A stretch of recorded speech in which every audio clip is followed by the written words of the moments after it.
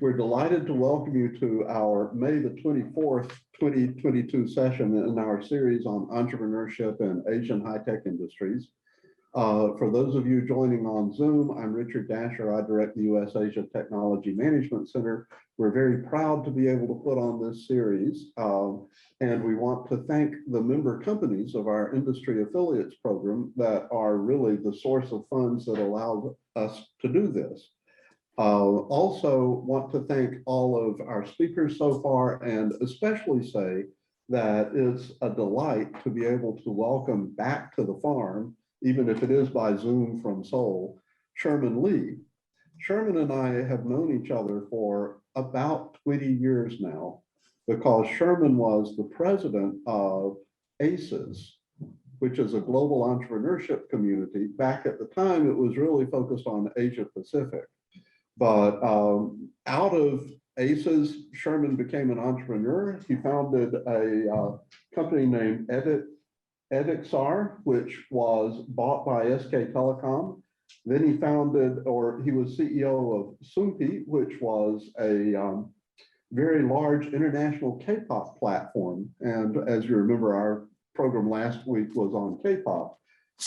And it was bought by Crunchyroll. And then he co-founded Enswers, which was a computer vision startup that was delivering TV viewer data that Nielsen thought was so valuable, they decided to buy the company.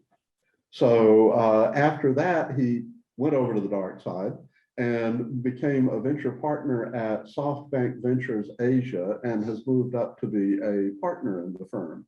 So Sherman, we're delighted that you can be with us today. Thanks so much for joining us. Why don't I just turn the floor over to you at this point? Thank you, Professor Dasher. It's great to see you again. I know we've kept in touch frequently over the years, but being able to be part of your program is an honor. Okay, so Professor Dasher gave a brief introduction to sort of my history. What I'd like to start with in the presentation, hold on a moment as I share my screen. Today's topic is what the rise of Asia venture capital means for Silicon Valley. And I wanted to make this a bit more of a personal discussion and how I've kind of come to have my views, and the way I invest today is really rooted in the last 20 years since I left Stanford. As Professor Dasher mentioned, the organization that really started my journey is the Asia Pacific Student Entrepreneurship Society. And I was president in the 2000-2002 timeframe. And there's an amazing event called the ACES Summit, whereby we invited some of the top students from universities all around Asia. Professor Dasher was our mentor and champion, and he helped us organize this. And it was really the first time that many students had come to the Silicon Valley from Japan, Singapore, Hong Kong, Korea, and China, to name a few of the countries where delegates came from. And during this time, as you can imagine, as a sophomore at Stanford University, I met some of the best friends of my life, two of which started the next chapter in our journey, the company called Evixar. Junpyo Lee from Korea and Hiroyuki Omura from Japan.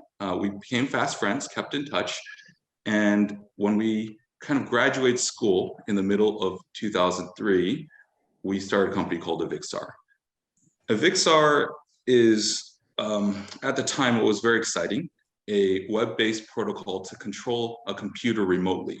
Today, you might think of services like Zoom or WebEx, go to my PC, where you can control a computer using only your browser. At the time, this was a significant advancement.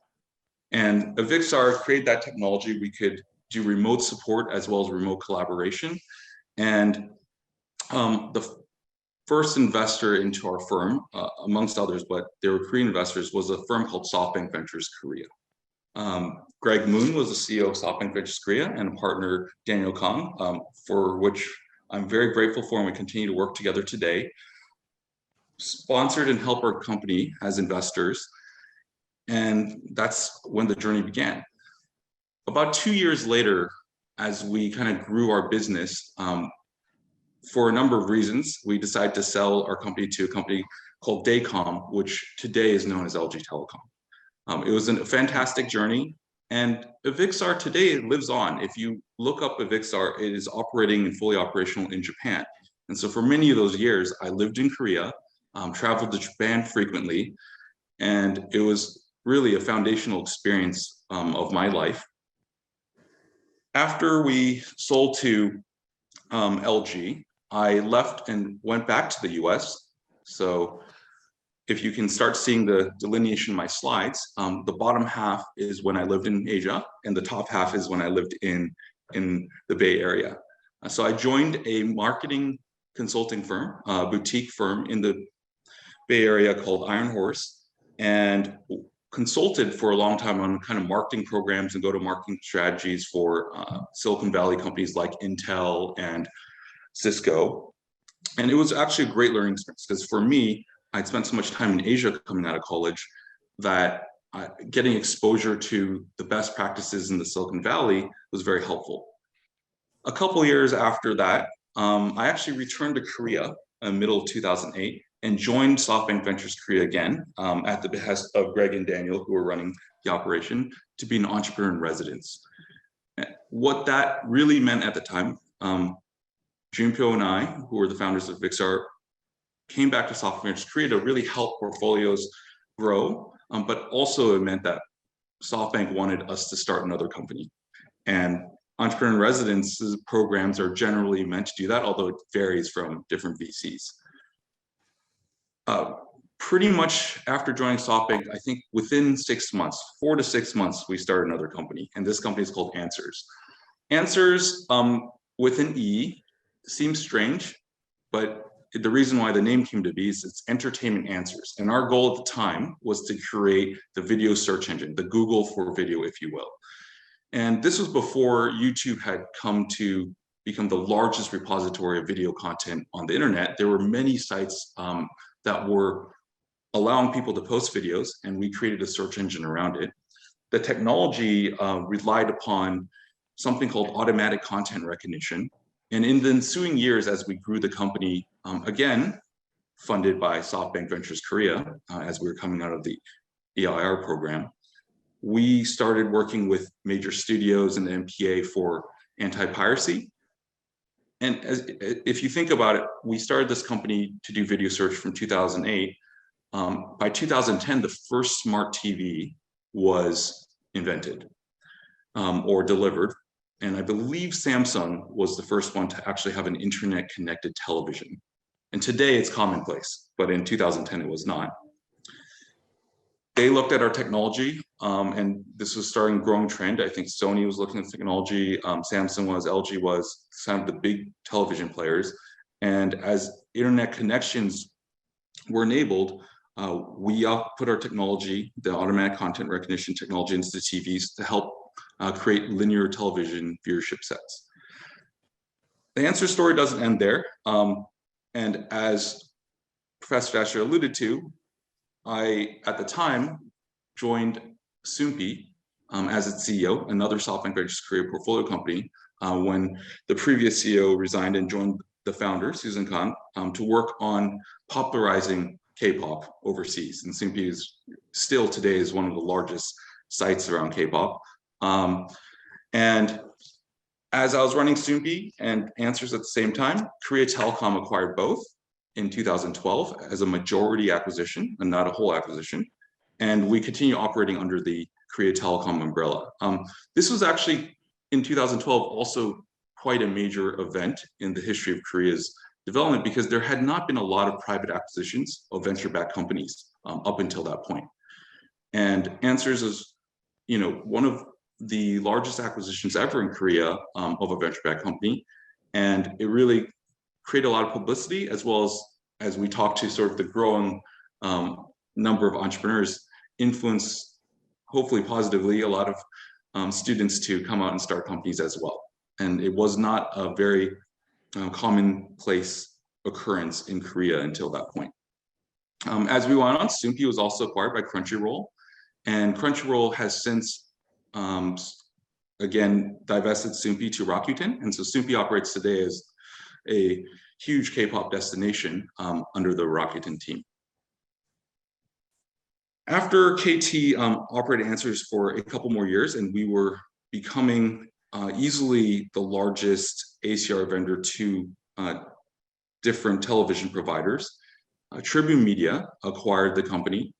Tribune Media actually acquired 11 companies, I believe, within 18 months to create a digital strategy, including Gracenote, which was previously owned by Sony. I joined the Gracenote team, and most of the Enswers team joined the Gracenote team. And as we became built into more and more smart TVs, and more people bought smart TVs, Nielsen decided this was a great way to accumulate viewership data that was not panel-based. And in 2017, we were acquired by Nielsen, and I joined Nielsen to kind of build out that digital strategy. A couple of years there, great learning experience, understanding the US advertising broadcasting industry. I suppose the call to come back to Asia was too strong once again. And I joined SoftBank Ventures Asia as a venture partner to start investing in companies. And over time, until now, have continued to help build their strategy and portfolio moving forward. So that's sort of my journey in the last 20 years.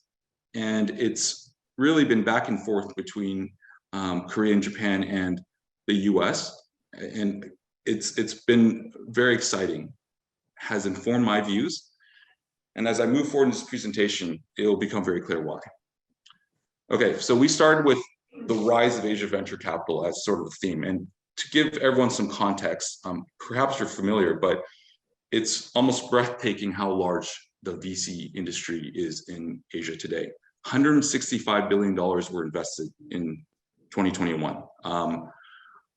This is an interesting year. We'll see if it will continue.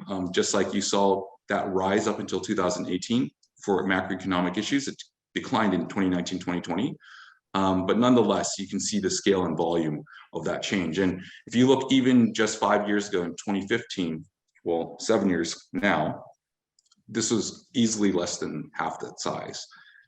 And not just the sheer dollar amount, the number of deals, 6,400 as reported by Crunchbase, it's very significant, the number of companies that are receiving venture capital investments.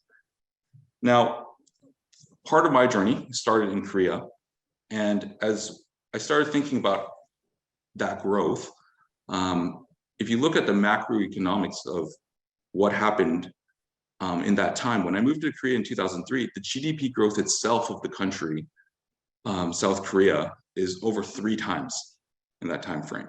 I mean, it's just was an exhilarating time and a great choice for me to have chosen to come to South Korea.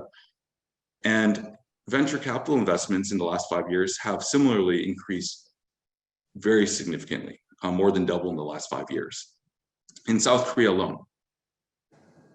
And that journey in many ways mirrors the growth, as we all know, of Korea as a technological powerhouse. And if you start investigating like how a country that by population is not one of the largest countries in Asia by any means, how they kind of achieve that advantage, it's in many ways linked to R&D spending. As a country, South Korea has one of the largest R&D spending as a percentage of GDP, and Israel is number 1. This data is a little bit dated. I couldn't find near ones, but I think it's representative. And if you look at the number of unicorn startups by 2020, it seems very clearly linked that you have a top 6 country in terms of number of unicorns, and it's due to the significant investments made in R&D, and the results are fast-growing technology companies. Now, having spent that much time in Korea and witnessing that growth, we started looking at opportunities, and Southeast Asia was a very interesting area in 2010, because you had very clearly countries growing very quickly. And if you look on the left, 2010 is when South Korea's technology industry was starting to take off. And the opportunity was really great in Southeast Asia. You look at the GDP growth as projected, and this is actuals from 2010 to 2020, And Indonesia started showing markets being somewhat similar, not precisely the same, but large GDP, growing population, growing middle class, and the growth rates there made it a very attractive investment target. And at 2010, the time when SoftBank Ventures Asia wrote their first check outside of Korea into Indonesia, this was somewhat of a difficult bet, right? Indonesia was not known to have a technology ecosystem, but we decided as a group, and as I talked to some of the partners here, that it was a very interesting market. And as you can see from the data, that's how the decision was made. And the first thought was, let's import what we think is going to be the next large company, great ideas and business models that were coming from the Silicon Valley. And in 2010 at the time, the pattern was quite simple. E-commerce marketplace, what was dominating? This is before the rise of Amazon as the largest commerce player in the US, eBay was.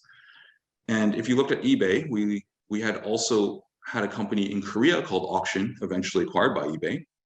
And that first check that SoftBank Ventures Asia wrote was into Tokopedia in Indonesia. And for that very simple pattern recognition, the investment strategy continued. And here's just a few examples. Carvana, which is in the US, a publicly listed company now, a very large auto marketplace. In China, you can see Yixin Group is a very large auto marketplace. And in Southeast Asia, we made an investment early on into Karo. And today it's also a portfolio company. Teladoc, virtual health in China, Ping An Good Doctor, and we've invested into Alo Doctor. And for sort of loyalty and rebate programs in commerce, Ebates was a very large company. Rakuten understood that trend in Japan, now acquired Ebates a few years back. We also invested in a similar startup called Shopback. And these are a few representative examples from our portfolio, but that was the idea, that the major categories and business models were originating in Silicon Valley. We only had to look at the playbook there, adapt it to find the strongest talent in Asia, look at the macro factors for which markets are targeting, and then that was how bets were made early on, a decade ago. Now, what's great as we fast forward to 2022 is we're seeing a little bit of a difference. And why this topic now is Asia venture capital and what it means for Silicon Valley is because we're seeing the reversal of innovation. And we're borrowing ideas from both sides, but the innovation coming from Asia is very interesting in what it means for the rest of the world, including the US and Silicon Valley. On the left side, for example, I'm not sure yet how popular it is amongst this group here, but webtoons, webcomics, and sort of digital novels, this kind of storytelling was very popular in Korea. And in the last 2 years, Naver Webtoons, which is a huge platform in Korea, as well as Kakao, has started making acquisitions into the US. And Wattpad was acquired by Naver, was the parent company of Webtoon. And Kakao has bought 2 companies, Tapas and Radish. Radish was formerly a portfolio of SoftBank Ventures Asia. And the growth of this format, this new media format, originating in Asia, has been astounding in the US and even in Europe as well. So that's an example of really a new type of media app that wasn't popular in the US that came, and nowadays it's just the sheer number of users interested in reading webcomics on their phone is a great example of the innovation that can come from Asia. TikTok, everyone is well aware of them as sort of the next great social media giant. And a more interesting example of sort of cross-border innovation is OPay, which is now the largest fintech, or one of the largest fintechs in Africa, starting in Nigeria, where actually the founding team started in China. It was the Opera team, OPay's Opera Pay, and they borrowed a lot of the technology know-how of of Opera to create OPay in Africa. And, disclaimer again, another SoftBank Ventures Asia portfolio. Upper right, you'll see on these slides, PUBG, Player Unknown's Battlegrounds.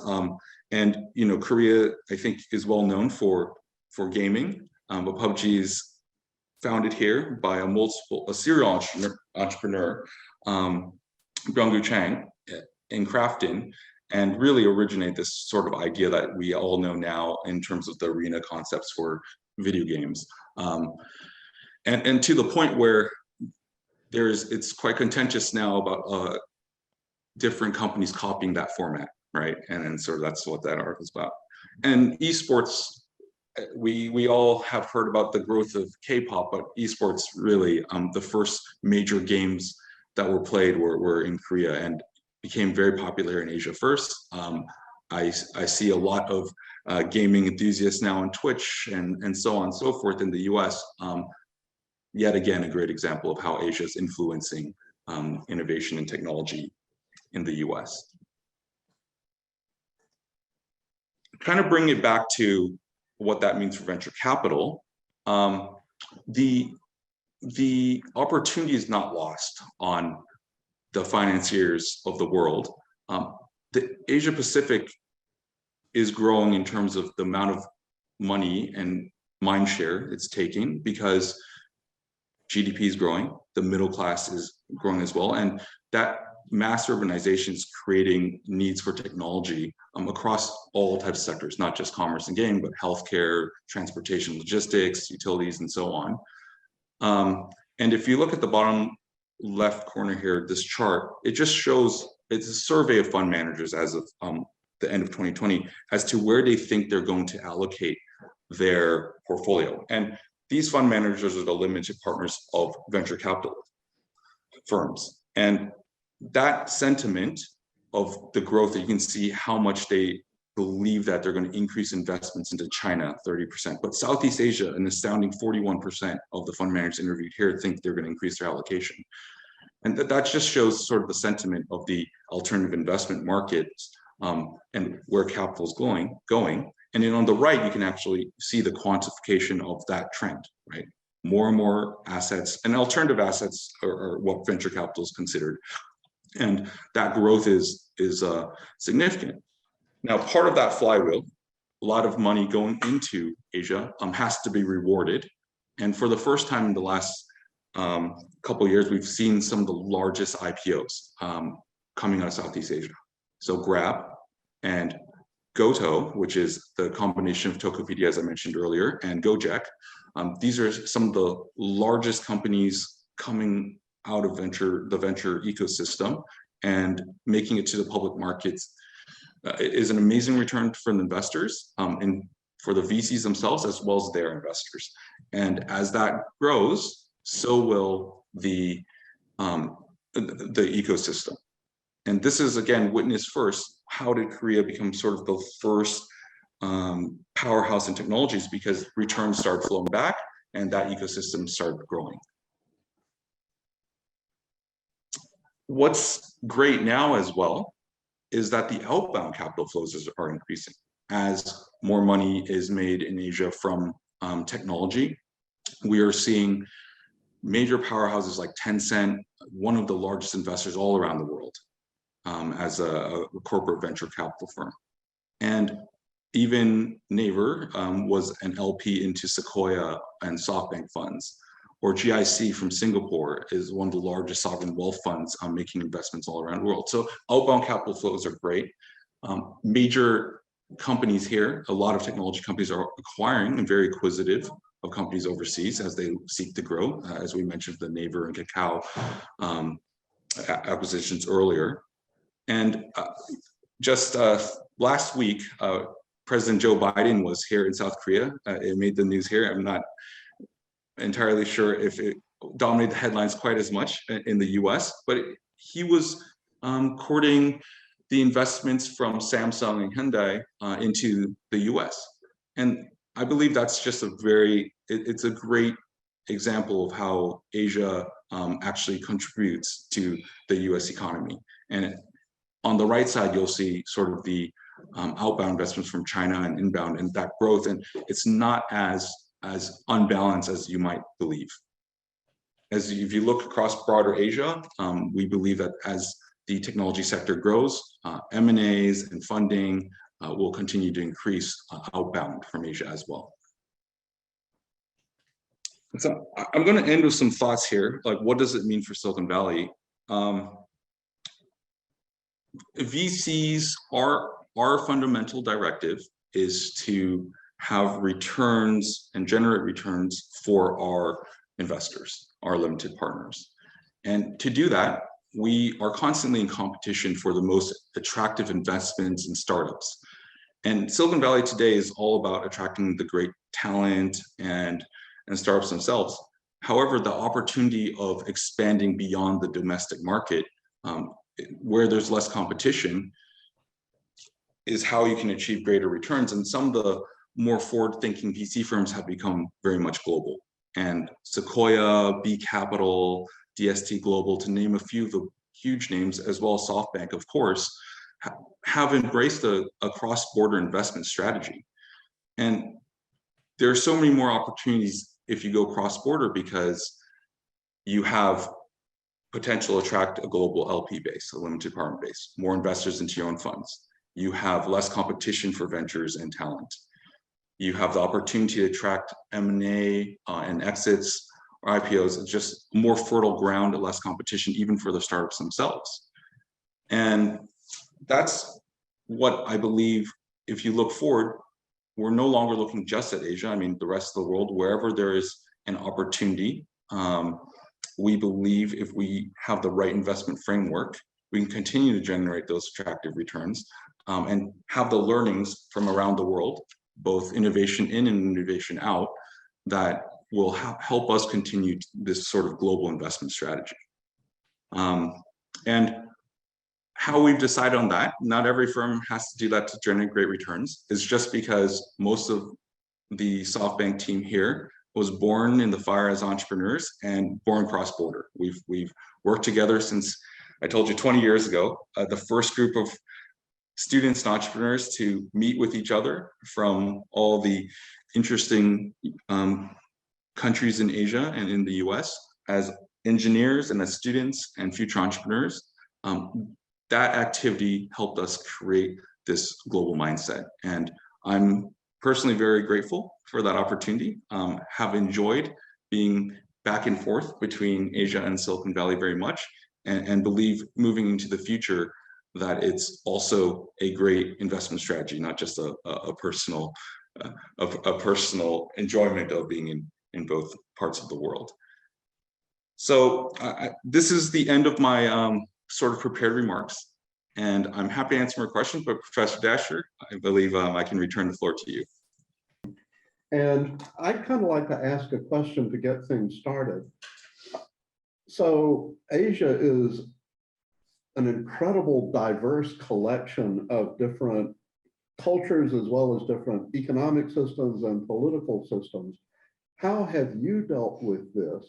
And, you know, first of all, personally, just going back and forth between South Korea and Japan and here, but not only that, but in your work now, how does SoftBank Ventures Asia deal with the incredible diversity of contexts you have to operate in?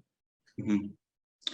Yeah, absolutely. It's not a one-size-fits-all investment strategy, but the difficulty in understanding multiple cultures at a macro level is important. And we have teams. Obviously, SoftBank is headquartered in Japan. SoftBank Ventures Asia itself is headquartered in Seoul. We have a sizable office in Beijing and a smaller team in Singapore, as well as San Francisco, and a venture partner in Tel Aviv. We believe that having a global footprint and not enforcing a single point of view, having that exchange amongst the partners and amongst our team is important in understanding. But also we do a lot of the quantitative work around that. The reason why we enter particular macro markets comes with what we project in terms of GDP growth and different industries. Just because gaming was very interesting in Korea does not mean it will be in Vietnam, for example. It is, but it may not be. We map particular sectors, as well as the projected growth in those sectors.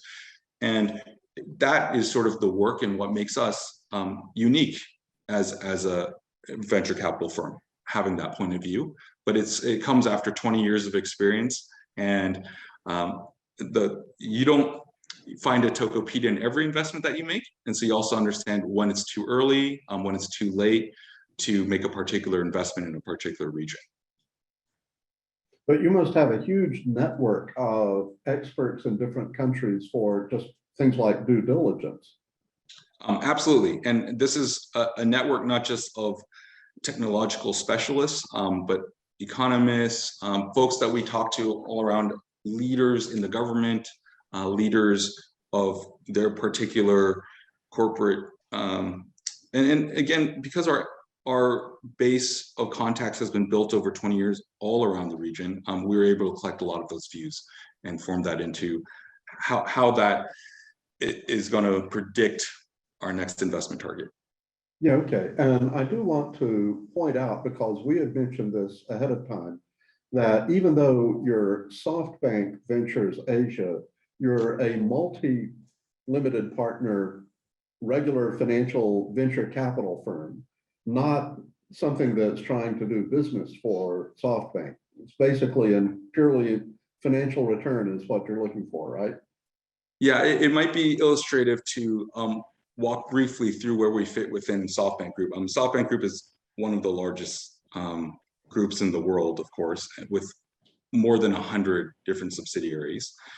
Most people kind of associate SoftBank Group with SoftBank Telecom, maybe in Japan, or our investments in Alibaba or the Vision Fund.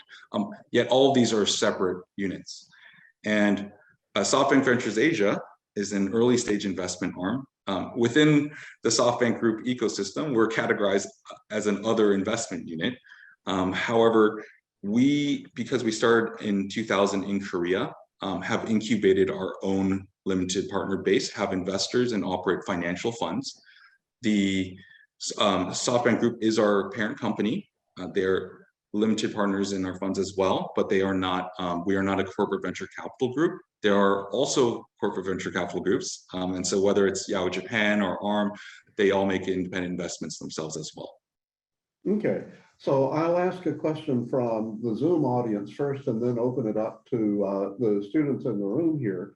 Natasha asked about how COVID has impacted your business. Was it a lot of slowdown, or has COVID really created new opportunities? Did gaming and K-pop have any uptick due to COVID, for example? Here in the US, I see more focus on mindfulness and personal growth and mobile apps that focus on that kind of area, whereas they probably wouldn't have gotten that much traction 4 years ago. What would you say? Yeah. There's a lot in that question. COVID in February of 2020 was one of my last trips for 2 years to Korea. And it was the first time we started seeing people wearing masks, and before COVID had become a major issue on US shores.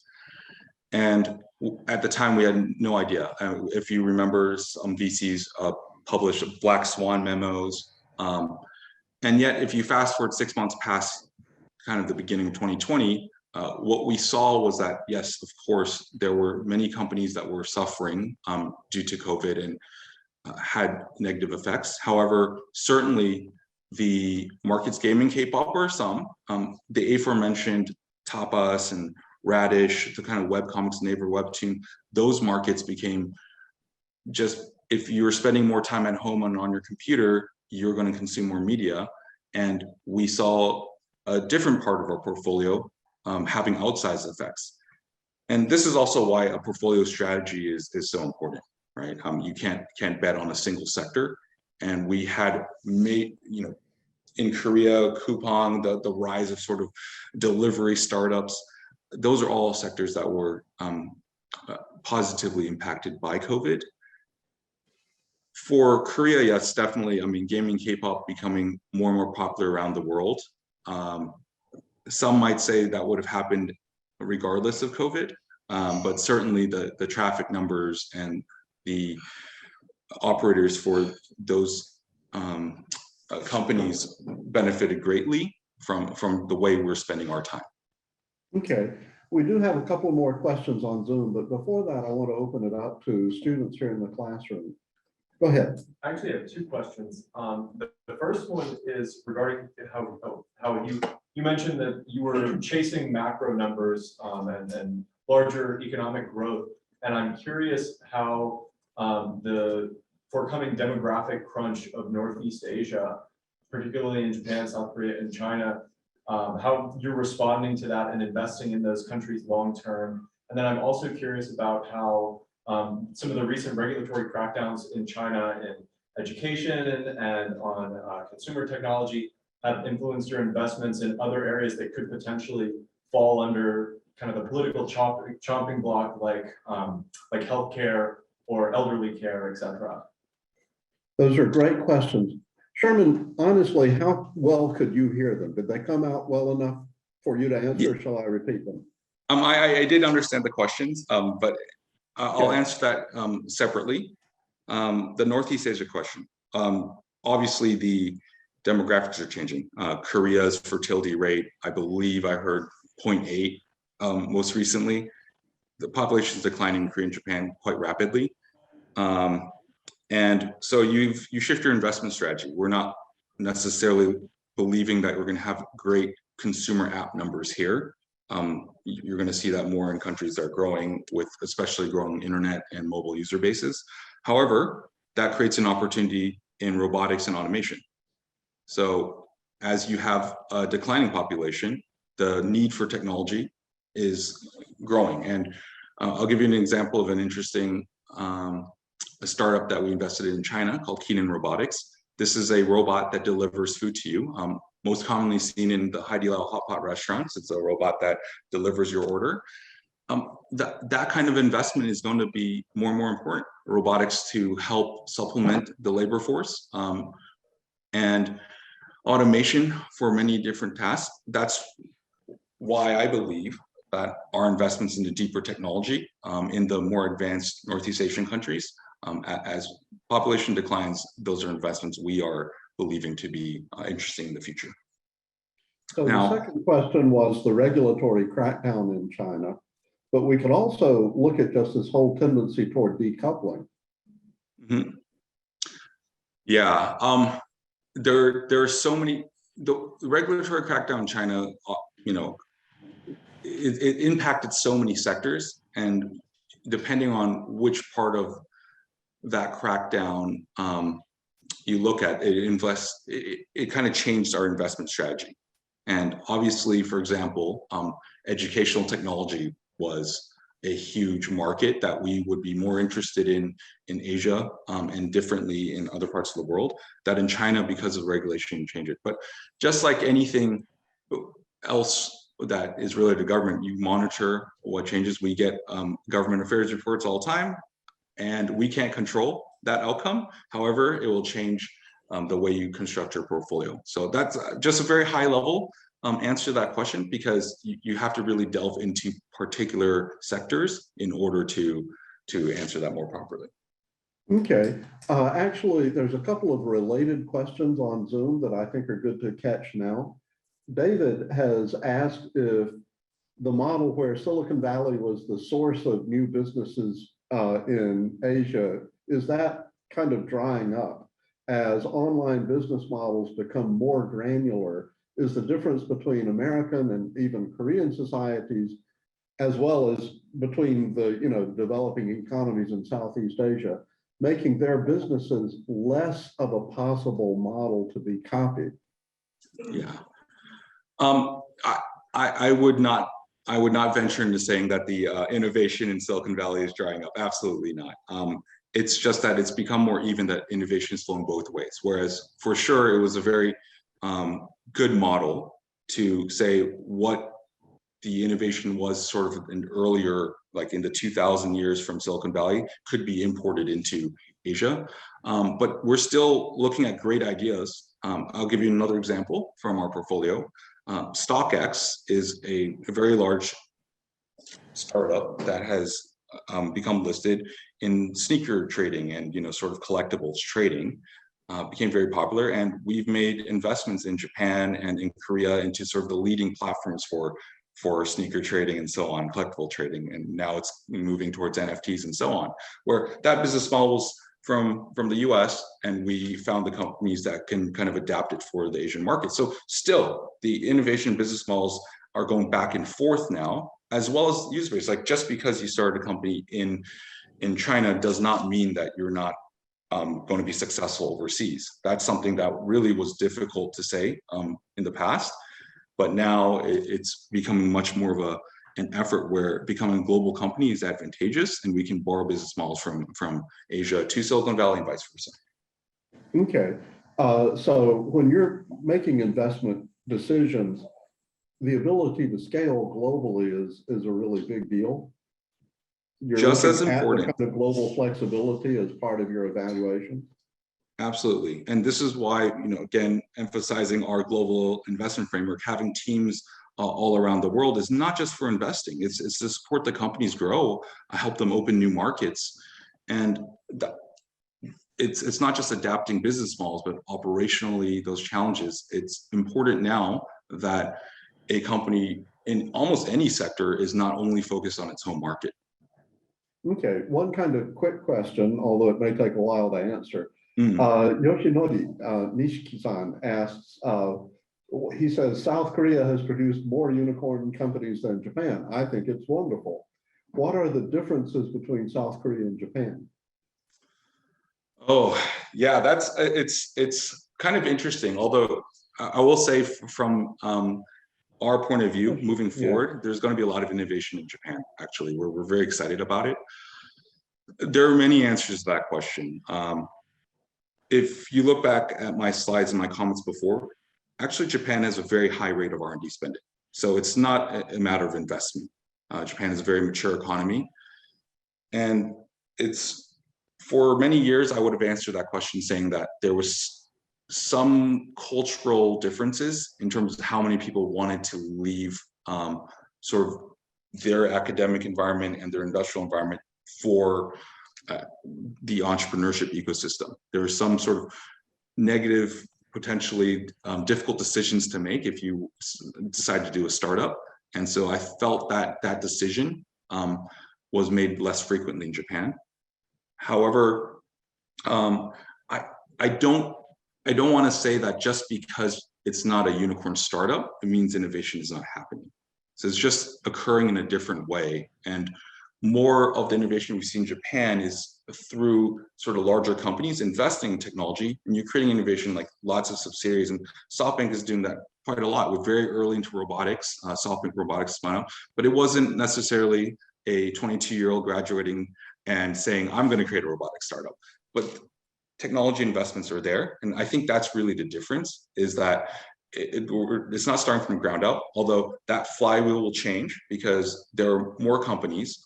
The aforementioned sneaker company like Soda in Japan is a great example of that, right? Sneaker exchange, collectibles trading is a great concept with a startup in Japan. And as that becomes an exit, there's going to have more entrepreneurs who are excited about it and more VCs who are going to look at that as an opportunity. So it's a little bit, I think of Japan, the entrepreneurial activity is going to increase, and a little bit of a sleeping giant.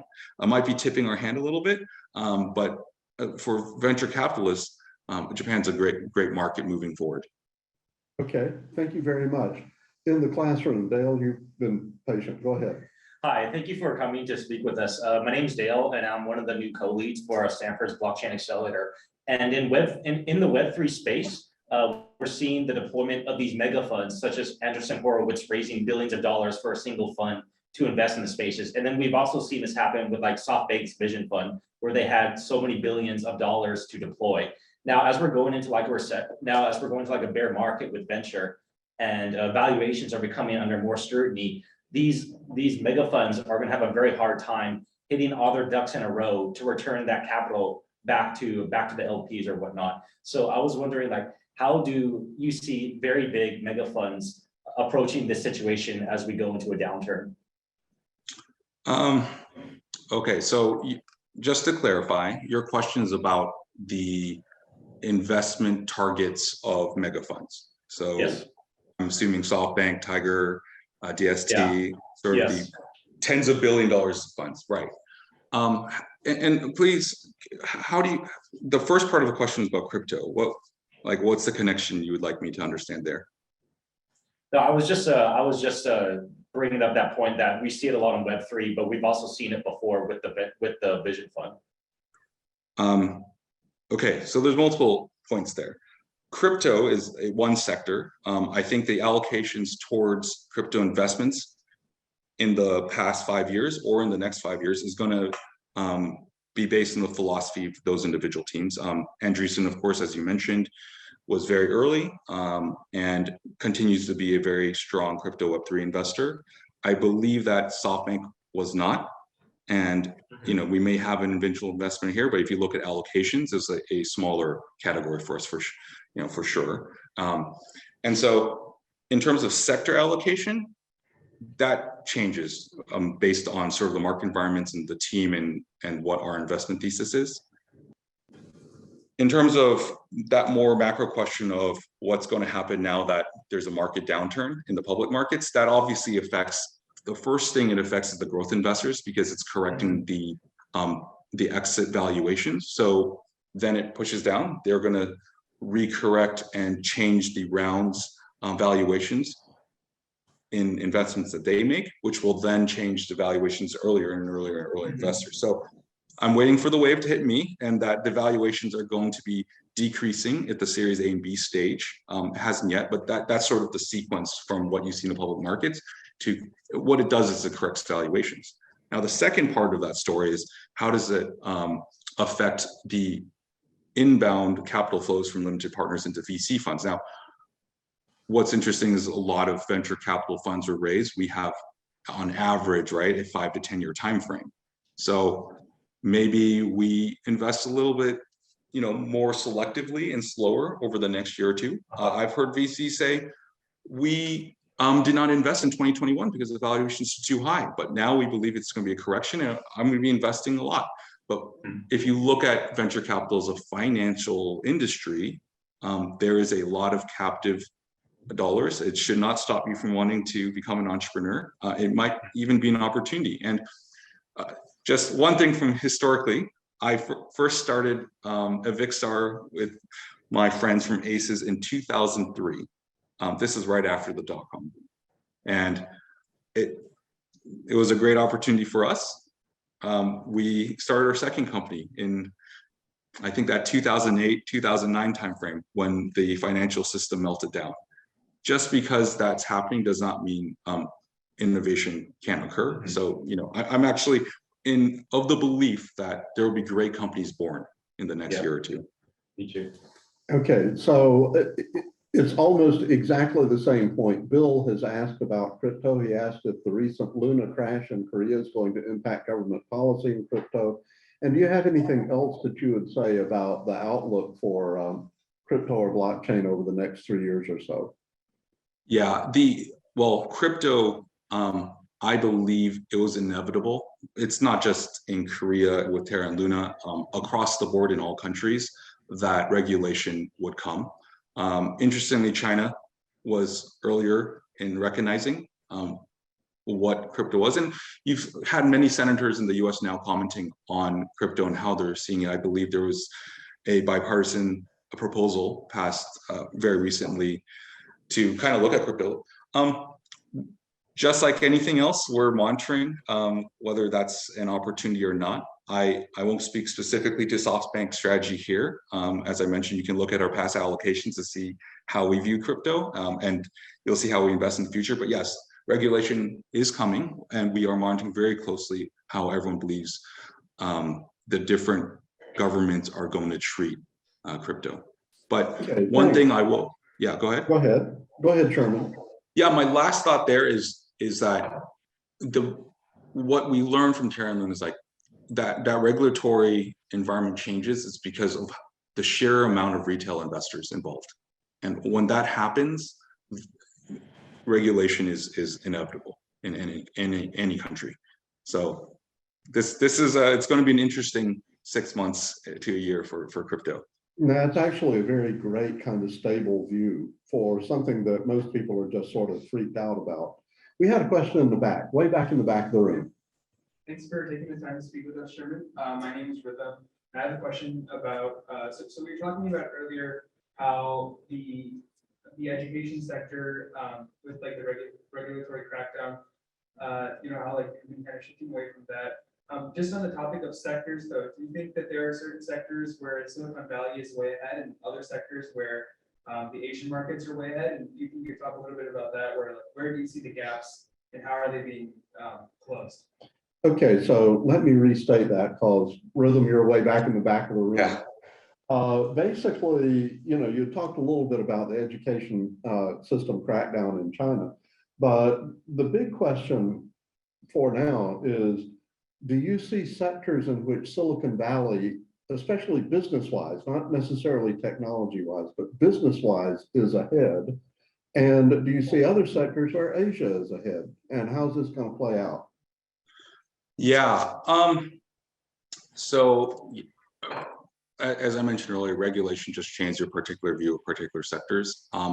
In terms of technology investment inflows, where we look at the US having an advantage is, well, especially for SoftBank, which is a deep AI investor, still a large proportion of deeper technologies are being incubated here. Our flows of deep tech investments are less in Asia than in the US. There's no doubt about that. And we have worked with Stanford, MIT, and the different groups there to identify those types of investments. And you see a lot of that happening. We believe that Asia is going to start growing more SaaS companies as well. But for now, definitely we're looking like enterprise SaaS, a software as a service, if you're not familiar with the acronym. Those companies are still being born and producing better returns in the US than I would say in Asia. But it's changing because pure software revenues are being valued more.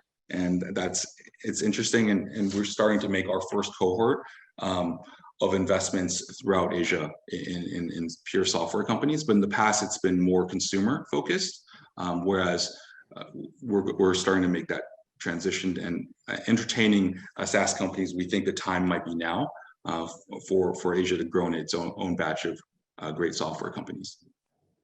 Okay. Other questions from the classroom? Dale, go ahead. Hi.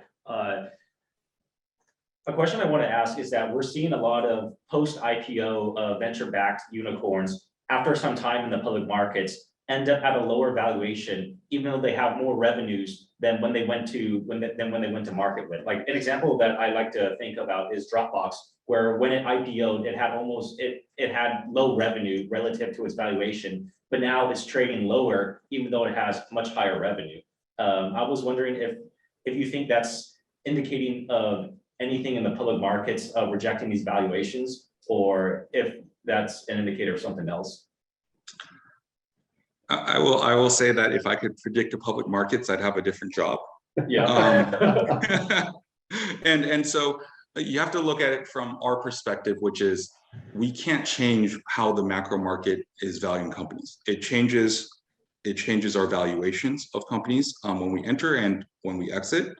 However, that's not something we're trying to predict, right? We know this is a difficult environment for certain sectors, and the same thing, right? Regulation changes and the public markets change valuations lots of times in response to things like interest rate changes that are government controlled, as well as factors like inflation. So that's sort of what's going on now. We monitor, but I can't tell you, for example, that it fundamentally changes what we are going to invest in as a good company, because that company is coming to market 10 years from now. So as a Series A or B investor, what we're looking at today doesn't necessarily mean that it's going to be affected, besides valuation,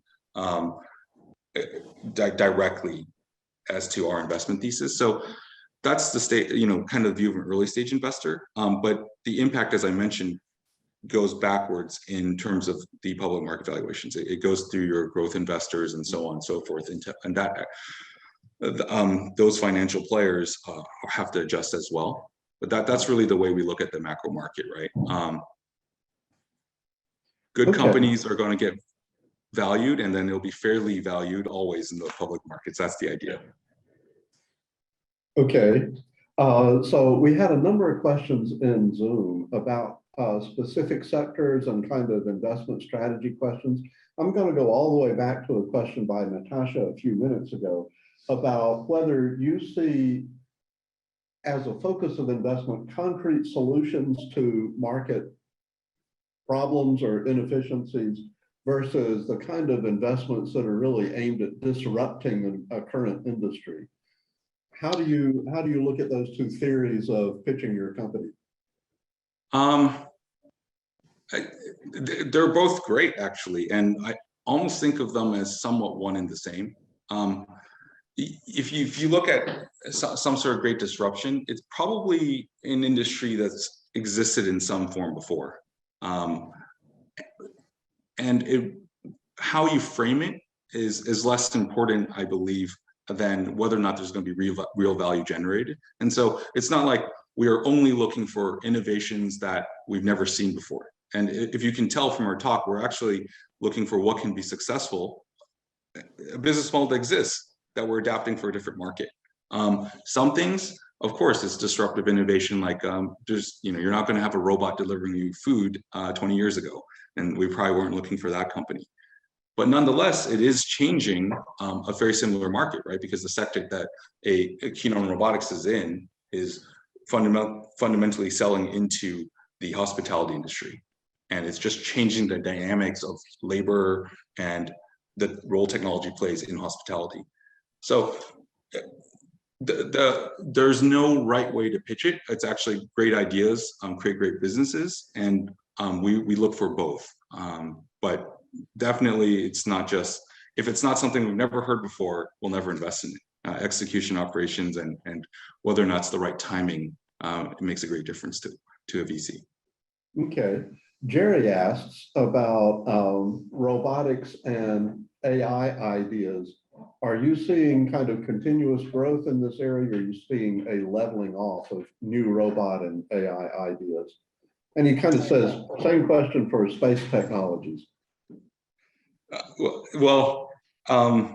As an investor within SoftBank Group, it's a 30, maybe 300-year vision around AI and deeper technologies, or let's just not call it AI, just call it technology, the inevitableness of technology. So AI is really where we think it's going to change. And have we seen innovation decrease? Absolutely not.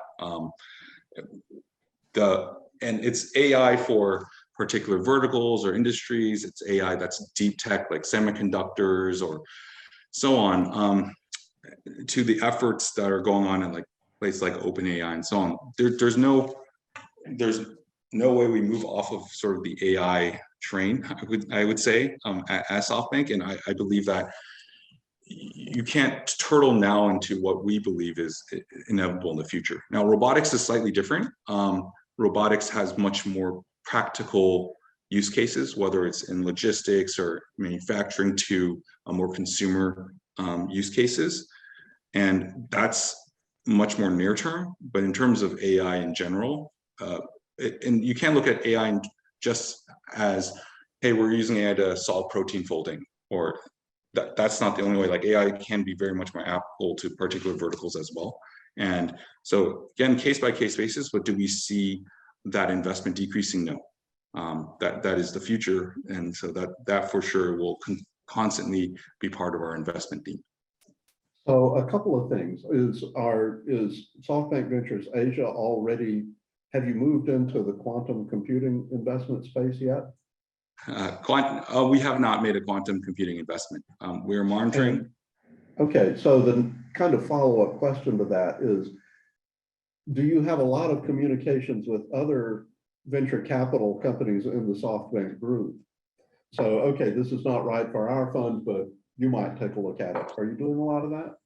Yeah, absolutely. Within SoftBank Group, it's not necessarily a design process, but we work together in as much as we can, whether it's with a investment unit within an operating company, or it's with the other investment firms. We've worked together on investment deals in the past, as well as information sharing in as much as we can, because we still represent different either corporate groups and their stakeholders or limited partners. But in terms of the flow of what we're seeing in the industry, we definitely work together.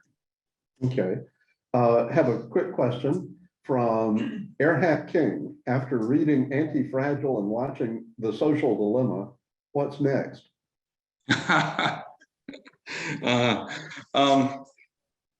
Yeah, I think that's those are much more macro questions, less directly for me to answer. Okay, fine.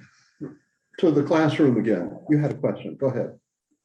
This probably has a very simple answer, but I'm just curious because I don't know. So when you make an investment into a startup, what do you use the capital for? What generally, how much equity do you take in the company? Like, what is your role then in the startup in trying to steer it? And about how long are you going to have that involvement? Just like walk me through that process of we make the investment and then what do you do? Yeah, different VCs have different positions here. We are a Series A and B investor for the most part. And the rounds are very different depending on the company. But SoftBank Ventures Asia in particular targets early stage companies raising their Series A or B. Half the time we will be the lead investor roughly, and take a board seat and be involved. To take a board seat and be that involved, you're normally looking at more than 10% ownership, roughly. And then sometimes you're joining rounds where there's another lead investor who represents that particular fundraising round, and we won't hold as much of a investment stake and not take a board seat. And so that's a very different. The larger investment stake, the more likely you are to take a board directorship as a firm, and then you're going to be much more involved day to day with the management to help make decisions beyond even necessarily the rights given to you as an investor, right? So that's a different category. You have certain voting rights as a board member, as a shareholder, and then different role personally between you and the management team and as a firm and the management team to help them. And so, as I mentioned, your kind of board and shareholder voting procedures are different from, say, helping a team establish an operations in Korea or in Japan, for example, or outside, taking an Asian company and helping them get into the US or Europe. Like, that's an operational help versus sort of your fiduciary duty as an investor. And so you kind of look at those in both ways, depending on sort of the share of the company that you have as part of your investment. So Matt asked a question that's kind of similar to the question earlier about why so few unicorns in Japan as opposed to, say, in South Korea. And he's asking, is it due to a shortage of high growth investment, or the lack of high growth globally focused founders, or something else? I'd like to specifically ask how you see the situation with growth capital in on the Japanese investment side. Mm-hmm. Yeah, it just goes back to sort of what I acknowledged earlier. You have to see the first thing that has to happen is entrepreneurs need to want to start a company. Then the next thing that will follow will be capital, right? Great entrepreneurs will raise capital, then they'll achieve great returns, then more capital will flow. And for Japan, that flywheel is starting slightly later, but it will, continue to grow. Like I think that technological innovation is inevitable. Japan's investing a lot in technology, and it's really the responsibility of hopefully this generation of students to become entrepreneurs, to attract that capital, return that capital, and build that ecosystem. Are there ways to ignite that flywheel? There's a lot of different approaches to that, but for so far, Japan, for as advanced an economy as it is, has not incubated that ecosystem as quickly as some of the other countries. So I have a question I'd like to ask, and that is, since you started as a venture partner a few years ago in SoftBank Ventures Asia, I'm curious how these changes that you described, the growth of more outbound investment from Asia to rest of world, as well as a lot of inbound investment from rest of world into Asia. How does that change your daily life? Do you find it more competitive? Is it harder to get access to really good deals? Or, and how do you deal with that whole kind of, what do you offer as a venture capital firm that would be distinctive? Yeah, no, we view this as a great opportunity because the number of investors that have taken a global view is just far, like there's many VC firms that are focused on their own markets. So the first opportunity is differentiating ourselves as a global VC and having the network to help our founders. The second one is that you have much more opportunity now that the world has sort of been globalized. If you have a company that's really great in a particular sector, they can find acquisition targets overseas. And encouraging that, like major exit was the Wu brothers here, and again, overseas buyer. You have so much of the technology ecosystem has been overseas buyers into Asian companies, but because of that outbound flow, what's great is that you have companies that are now overseas in the US that have opened a new world of potential acquisition targets. And that's for the companies that aren't going toward a public offering.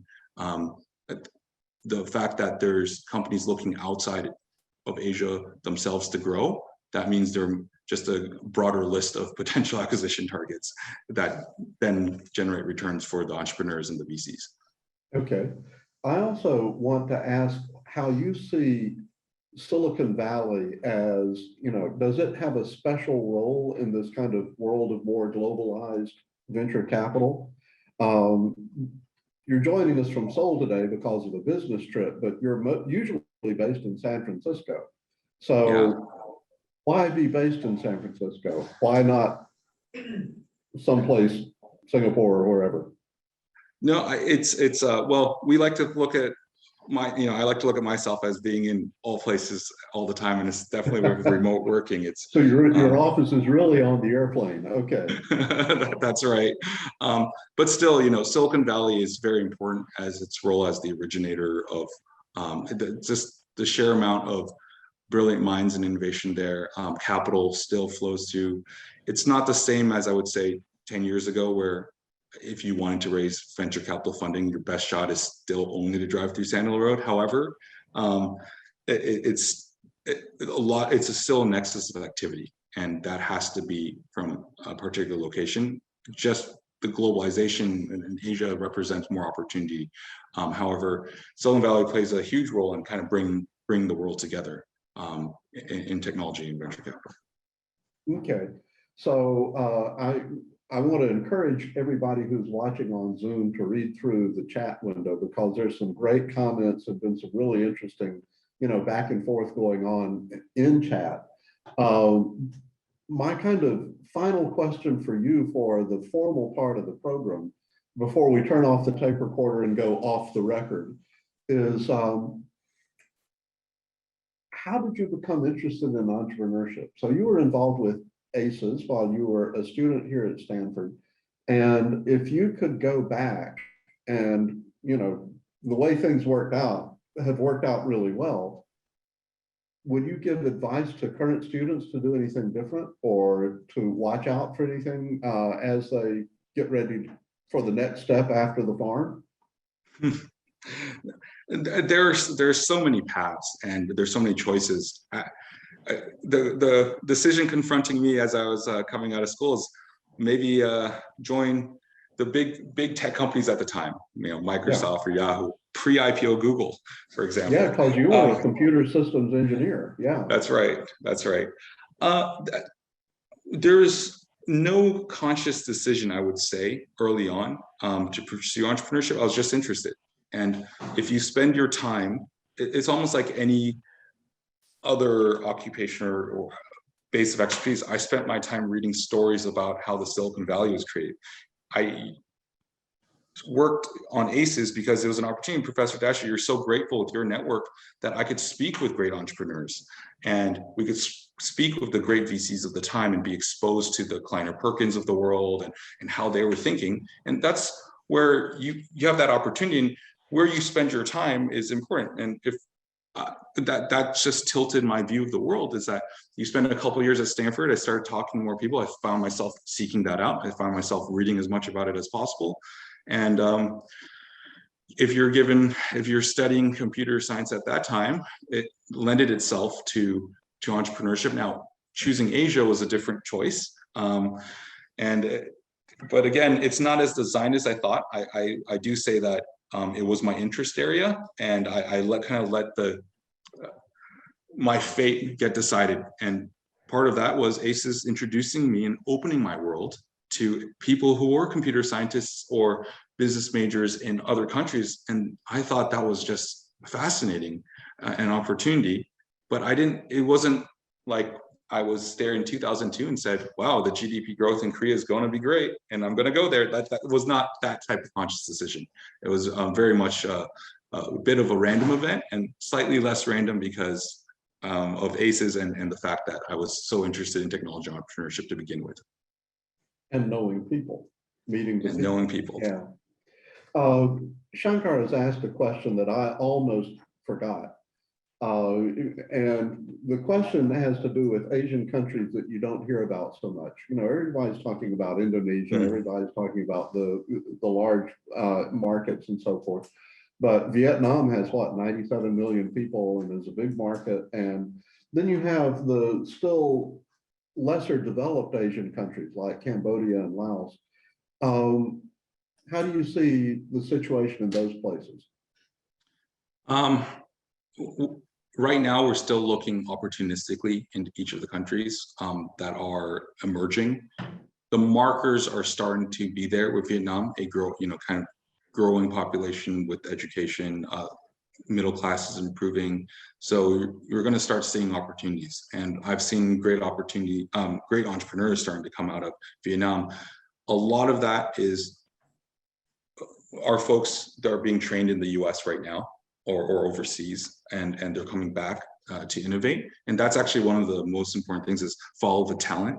And so if you have a great Vietnamese entrepreneur, and we're tracking a couple right now. There's a great robotics entrepreneur coming from Vietnam, traded in Stanford and going back. So for now, it's definitely on a list of the countries that we're studying. But it's not necessarily like we're going to create a fund just for Vietnam or Cambodia or Laos right now. But the opportunity is definitely there. Okay. That's great. You know, this has been wonderful, really incredibly informative, and I appreciate you sharing your perspective so much. We're going to go off the record. And so before we put an end to the recording for today, please join me in thanking Sherman.